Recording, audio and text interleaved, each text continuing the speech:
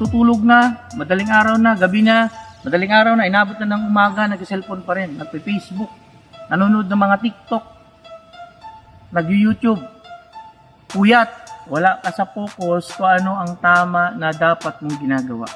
Kasi, sa distraction ng gadgets generation, sa school, makikita mo mga kabataan, puro naka-cellphone. Although, ang cellphone naman sana magandang magandang tools ba para gamitin sa mabuti? Hindi eh. Ang ginagawa ay mas madami ngayon ng mga kabataan nasisira yung mga utak nila, nasisira yung buhay nila dahil sa cellphone. Oh, may messenger, di ba? Madali na maka-access.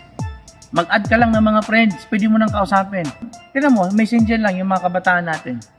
Messenger lang, i-text mo yung yung kaibigan mo, classmate mo, kaibigan mo, kakilala mo. Isang text lang, magsabi I love you. Sila na. Text lang.